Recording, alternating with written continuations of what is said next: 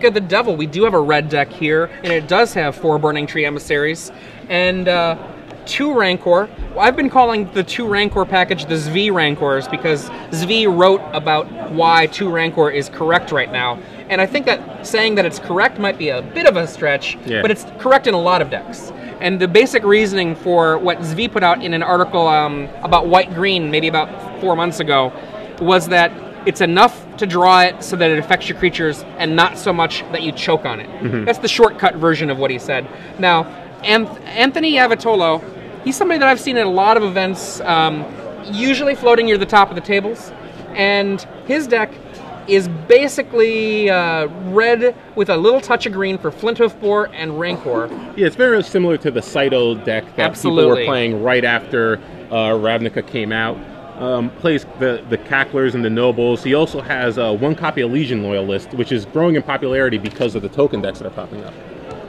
Because Legion Loyalist ability, obviously, if it has Battalion, your creatures gain first strike, and they can't be blocked by tokens. His opponent is Joseph Quan, and this is apparently his first major event. Right now, he is... and he played a very powerful spell in this matchup. Boom! That's a good one. Blind Obedience, something that I know you're fond of. I love Blind Obedience. I have taken to using it in a lot of decks, but one of the reasons is right here. You can see that we've got a haste creature in play, and that Flint Hoofboar, there's not enough mana for it to be hasty this turn, but let's pretend it was the next turn where there would be enough mana. Stopping haste creatures is awesome. Joseph Quan having that 1 Blind Obedience in play, he's got 2 in his sideboard. It's a way to essentially blunt one of the major strategies of a deck like red-green aggro. And it makes the Supreme Verdicts better, because obviously haste creatures are very good against wrath effects. Anthony's got cards like Lightning Mauler and Hell Rider, which are very good follow-ups to a wrath, but with the Blind Obedience in play, Joseph has a little breathing room to still have ways to deal with him. Now, Joseph with Esper, some of the new cards that you can see in his list, he might have sideboarded out some of these, but Aetherling is in his list. Warped Physique, which I'm sure is still in. Warped Physique is probably the card that gave Esper the most game out of Dragon Maze. I mean, it's a great removal card. Deals with pretty much every creature in the format. Renounce the Guilds. White 1, instant, both if you all players sacrifice a gold card. Yeah. And it looks like Anthony's not really afraid of Supreme Verdict here. Is he going to pay for it? Joseph only has an Isolated Chapel, I believe, in play, so he only has white mana. Anthony basically thinks, all right, either you have the Supreme Verdict and the second white and you're just slow rolling it, or maybe you don't have anything. Yeah. So I think it's a reasonable play there, because if Anthony did have a Hollow Fountain, he probably would have played it over the Drown Yard. But maybe he's just trying to slow roll the Supreme Verdict here. But it doesn't look like Joseph does have the Supreme Verdict. And you see Joseph counting earlier. What he's basically trying to figure out is, can he survive? He's going to be able to drain 1 life when he casts Haunted Physique.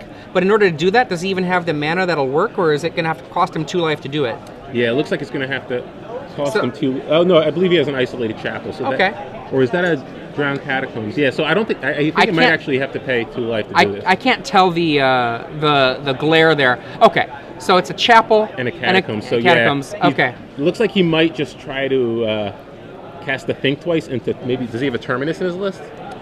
There are 2 Terminuses. That's a big risk. So it looks like we might be on the gamble play right here. I mean, he can still cast Physique without a drain. So he can cast Physique without a drain, and it kills that.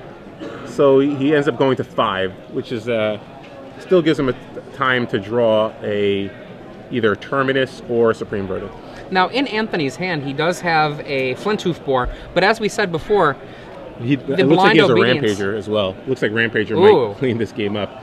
Warp Physique is going to give it -4, so yep. Oh, So Warp Physique actually gives it +4, -4, but the Rampager actually gives it +4 in toughness anyway, so Anthony actually just seals the game right there. See that smile there? I was like, yeah, one of the things I really love about Rampager is so often it is correct to wait